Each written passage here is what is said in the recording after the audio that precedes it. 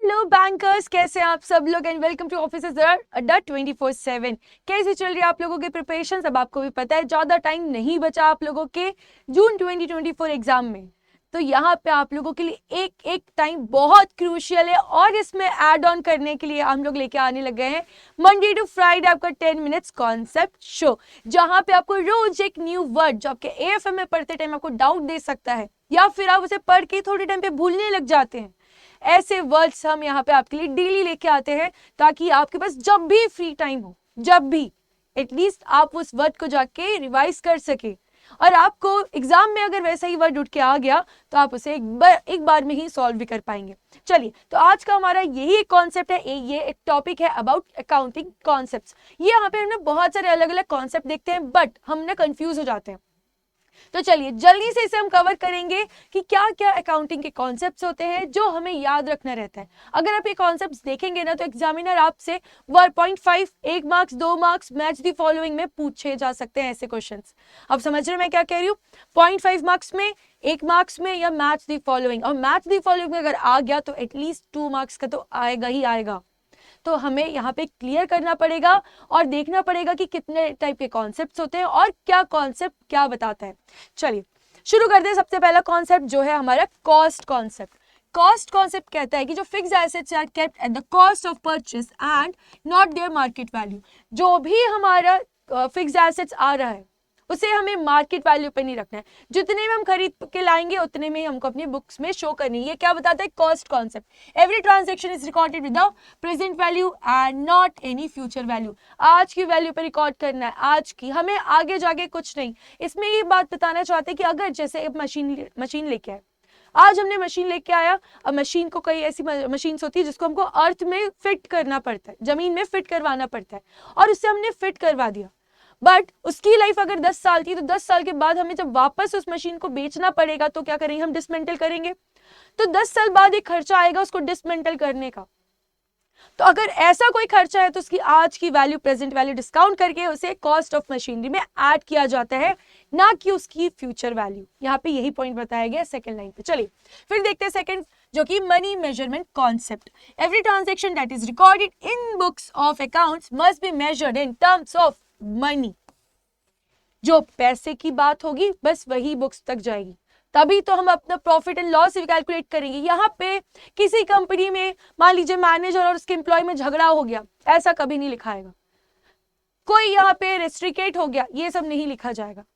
आज हमारे एम्प्लॉयज का काम करने का मन नहीं था, उन्हें 2 घंटे एक्स्ट्रा काम छुट्टी लेके बैठ गए, ये सब नहीं लिखा जाता है। केवल और केवल यहाँ लिखते हैं उनको वेजेस कितना दिया, यहाँ पे हमने परचेस कितना किया, हमने सेल्स कितना किया, हमने इलेक्ट्रिसिटी कितना पे किया। केवल और केवल पैसों की बात होती है, याद रखिएगा सिंबल, ओनली रुपीज टर्म में बात होती है।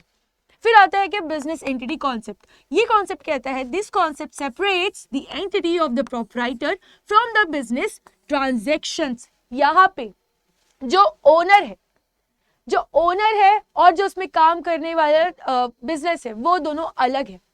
बिजनेस एंटिटी कॉन्सेप्ट, हर चीज यहाँ पे अलग मानी जाएगी। यू कैन नॉट कंसिडर कि जो ओनर है वही बिजनेस चला रहा है। कल को अगर आप केस करने जाते हैं कोई कंपनी पे, तो कंपनी पे केस होता है, ना कि उसके ओनर पे, करेक्ट? इसलिए यहाँ पे बिजनेस एंटिटी इसे कॉन्सेप्ट कहा जाता है। फिर आता है next, realisation concept. This concept tells us when the revenue treated are realised और अर्न। हम किस पॉइंट पे बोलेंगे कि हमें यहाँ पे रेवेन्यू रियलाइज हो गया है, अर्न हो चुका है, वो होता है कौन सा कॉन्सेप्ट? Realisation concept. इसके बाद देखते हैं नेक्स्ट कॉन्सेप्ट जो कि है dual aspect concept.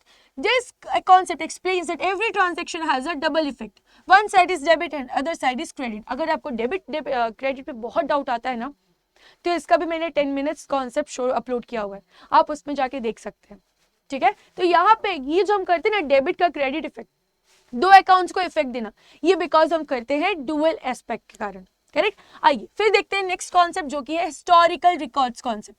Usually past happenings are recorded, this is based on assumption of realisations. हमारे साथ जो पहले हुआ है हम उसे जो आज रिकॉर्ड कर रहे हैं, ये क्या होता है? हमारा हिस्टोरिकल रिकॉर्ड्स। चलिए फिर बात आती है going concern concept. Going concern concept मतलब क्या होता है? This means that the business continues with its activities as usual and the transactions are recorded accordingly. यहाँ पे आपका ओनर रहे ना रहे, बिजनेस बस चलता ही जाएगा। गोइंग कंसर्न, कोई भी बिजनेस ऐसा नहीं होता है जो बोले आज बनाया कल बंद करना है, नहीं। वो कोई स्पेशली आपने किसी काम के लिए किया होगा तो ठीक है, आप जैसे टारगेट अचीव हुआ आपने वो बिजनेस बंद कर दिया, बट हर कोई क्या चाहता है, उनका बिजनेस बढ़ता ही रहे और वो चलता ही रहे, हम रहे या ना रहे। करेक्ट, वो बिकॉज ऑफ कौन से कॉन्सेप्ट के लिए, गोइंग कंसर्न कॉन्सेप्ट कहा जाता है। आइए आखिरी आता है क्या, matching concept. This concept explains that we have to match the income of certain period with expenses of that period only. जैसे ही हम लोग स्टेटमेंट बनाते हैं, जैसा प्रॉफिट एंड लॉस देखेंगे तो वहां पे हम क्या लिखते हैं, किस डेट से किस डेट का बना रहे हैं। करेक्ट, अगर वहां पे उस डेट से उस डेट की इनकम है तो वहां पे ही उसके एक्सपेंसेस होंगे। ऐसा नहीं होगा आज की इनकम और 4 साल पहले का एक्सपेंसेस दिखा दिया। ये हम किसके लिए करते हैं, ये बिकॉज ऑफ हम करते हैं मैचिंग कॉन्सेप्ट। ये सारे कॉन्सेप्ट्स आपको बहुत जरूरी होते हैं। हमने जल्दी से इसको एक बार रिवाइज कर लिया एकदम क्रिस्प पे, ताकि हमको एग्जाम के पहले एक दिन भी हेल्प कर मिल जाए अगर हमको लगता है कि हमें डाउट आ रहा है तो। ठीक है, तो आज के लिए हमारा कॉन्सेप्ट इतना ही था, बट आपको एक बहुत इंपॉर्टेंट बात बतानी है और वो बहुत बड़ी सरप्राइज की बात है। चलिए, तो आपको मैं बता दूं कि आप लोगों के लिए 30 अप्रैल को JIB कैंडिडेट्स के लिए एक सरप्राइज आने वाला है, और ये सरप्राइज आप लोगों के लिए स्पेशली जो जून 2024 अटेम्प्ट देने वाले हैं। तो आई रिक्वेस्ट यू ऑल कि आप ये सेशन पे जाइए, ये जैसे क्लिक करेंगे यहाँ पे, इसको अभी से आप लोग लाइक कर लीजिएगा, सब्सक्राइब कर लीजिएगा चैनल को अगर आप नहीं किया है आपने अभी तक, ताकि आपको ये जो रिवील होने वाला है, क्या न्यू होने वाला है आपके इस अटेम्प्ट पे, कैसे हम ऑफिसर्स अड्डा 24/7 आपको ये हेल्प करने वाली हर चीज आपको बताने वाले हैं, जो आपका क्रूशियल 1 लास्ट मंथ है।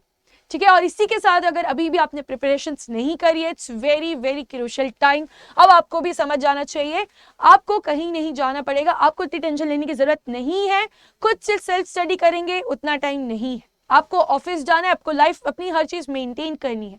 इसका एक अल्टीमेट सॉल्यूशन है, आप आ सकते हैं अड्डा 247 में, ऑल कोर्सेज में, JIB CIB में, JIB में 2024 में, और आपका अभी अभी एक बैच लॉन्च हुआ है, that is your crash course 2.0।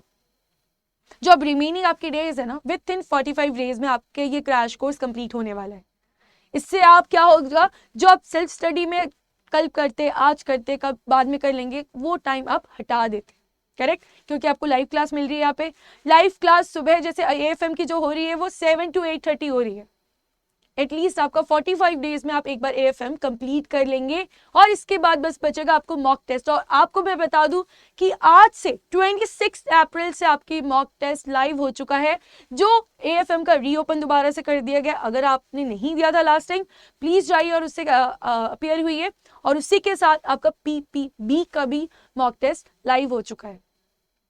जाइएगा जल्दी से, ताकि आपका इस बार JIB क्लियर हो जाए। चलिए, थैंक यू फॉर वॉचिंग, और ये सेशन प्लीज शेयर करिएगा, और आपको पसंद आए तो लाइक जरूर करिएगा।